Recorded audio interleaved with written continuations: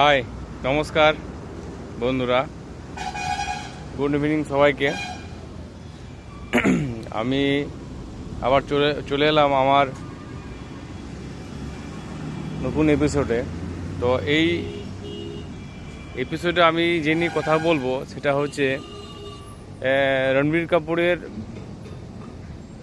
নতুন যে একটা মুভি আসছে সেটার নাম রামায়ণা, ওটা নিয়ে কথা বলবো। তো এই রামায়ণা সিনেমাটা মোটামুটি 2026-এ একটা পার্ট আসবে এবং তার পরের বছর আর একটা পার্ট আসবে। দুটো পার্ট নিয়ে এই একটা সিনেমা আসতে চলেছে। তো এই রামায়ণা সিনেমাটা ডিরেক্টর হচ্ছেন আমাদের বিখ্যাত দুটো সিনেমা, মানে আমির খানের দাঙ্গল আর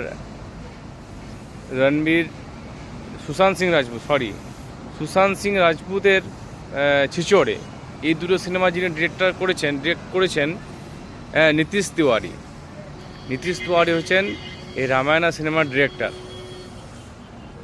আর এর কাস্টিং যদি বলা যায় তো এর মুখ্য চরিত্রে মানে রামের চরিত্রে অভিনয় করছে রণবীর কাপুর,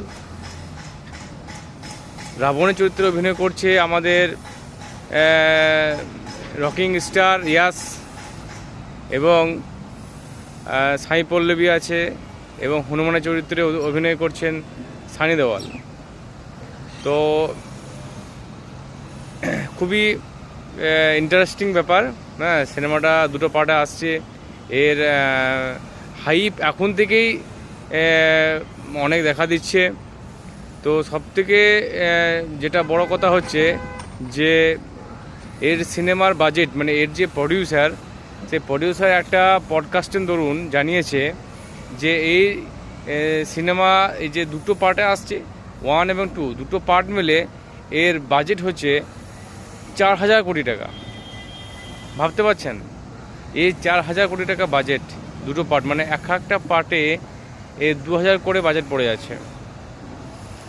তো এখন প্রশ্ন হচ্ছে যে এখন আমাদের সিনেমার যে অবস্থা, তাতে পুষ্পার মতো একটা হাইপওয়ালা সিনেমাও 1,800 কোটি টাকা ইনকাম করে কিন্তু আটকে গেছে। এবং ইন্ডিয়ার সর্বোচ্চ গ্রস যদি দেখা যায় তাহলে এই একই ডিরেক্টরেরই আর একটা সিনেমা আছে দাঙ্গল 2,000 কোটি টাকা ইনকাম করেছে।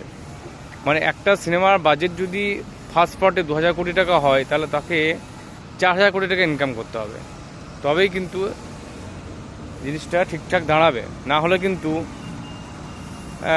মানে প্রডিউসারকে লস খেতে হবে। তো এখন দেখার বিষয় যে কি করে সিনেমাটা 2,000 কোটি টাকা খরচা করে এবং কি করে সিনেমাটা 4,000 কোটি টাকা ইনকাম করে, সেটা এখন মজার বিষয়। তো যে সিনেমাটা 2,000 কোটি টাকা ইনকাম মানে খরচা করবে তার ভিএফএক্স, লোকেশন, তার সমস্ত রকম কাজ আশা করছি খুবই ভালো হবে। আমি তো রামায়ণা নিয়ে খুবই এক্সাইটেড। তো দেখা যাক। হ্যাঁ, আমাদের হলিউড ইন্ডাস্ট্রি যেভাবে খরচা করে সিনেমা বানায়, বড় বড় সিনেমা যেমন আভাতার, তারপর আমাদের অ্যাভেঞ্জার্স এন্ড গেম লাস্ট, সব থেকে মানে খুব বড় বাজেটের একটা সিনেমা এবং ইনকামও হিউজ করেছে। তো আমাদের রামায়ণা যদি সেরকমই হয়, একটা বড় বাজেটের যদি সিনেমা হয়ে থাকে, তাহলে কিন্তু একে সেইভাবে কিন্তু রিলিজও করতে হবে, একটা ওয়ার্ল্ড ওয়াইড একটা বড় স্ক্রিন পাতে হবে এবং প্রচুর শো পেতে হবে, তাহলে কিন্তু এটা জমে যাবে। তো এখন দেখার হচ্ছে যে এর যে বড় বড় স্টার আছে, ডিরেক্টরও খুব বড়, এবং এর কাস্টিংও খুব ভালো। তো আমার তো মনে হচ্ছে যে রামায়ণা কিন্তু হিট করে যাবে এবং এটা কিন্তু খুবই মানে পজিটিভ রেসপন্সই পাবে এবং এর হাইপও প্রচুর বেশি আছে এবং বেশি থাকবে। আবার নেগেটিভ দিক দিয়ে যদি এই সিনেমাটা ঠিকঠাক না প্রচার করতে পারে, কারণ এই রামায়ণ রাবণ নিয়ে তো অনেক সিনেমা ইন্ডিয়াতে হয়েছে, তো সেই সিনেমাগুলো সব তো হিট করতে পারেনি, কিছু ফ্লপও করেছে।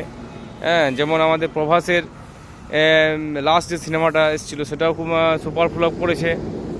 তো আবার সেরকম হয়ে গেলে আবার জিনিসটা কিন্তু গন্ডগোল হতে পারে।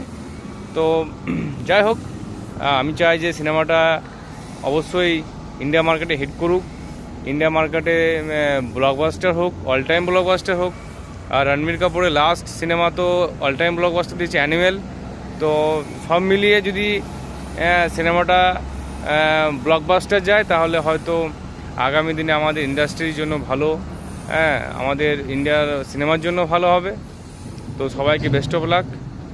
সবাই ভালো থাকবেন, সুস্থ থাকবেন। এবং আমার চ্যানেলটা নতুন নতুন বুঝতে পারছেন, তো সবাই অবশ্যই লাইক এবং সাবস্ক্রাইব করবেন, প্লিজ।